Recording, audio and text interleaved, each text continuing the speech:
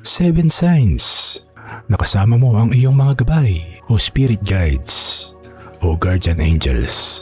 Number 1. Bigla ang pakiramdam ng kapayapaan. Kahit nasa gitna ka ng problema, may mga sandaling parang may hindi maipaliwanag na katahimikan at kapanatagan sa loob mo. Para bang may nagsasabing magiging maayos din ang lahat.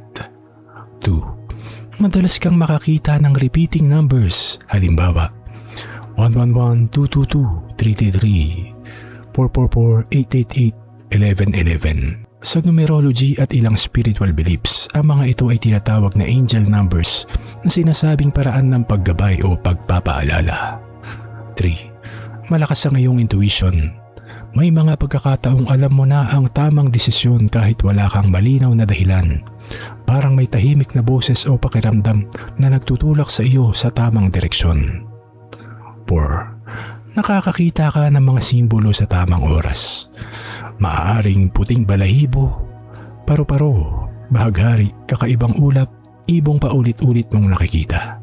Para sa ilan, ang mga ito ay paalala na hindi ka nag-iisa. 5. May mga coincidences na tila hindi aksidente. Halimbawa, nakilala mo ang tamang tao sa tamang oras. Nakahanap ka ng sagot sa problemang iniisip mo. May narinig kang mensahe o kanta na eksaktong kailangan mo. Tinatawag ito ng iba na synchronicity o makahulugang pagkakataon. 6. Nakakatanggap ka ng inspirasyon o gabay sa panaginip. May mga panaginip na sobrang malinaw at tila may mensahe.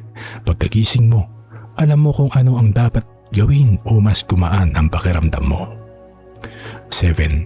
Pakiramdam mo ay may presensya kahit nag-iisa ka.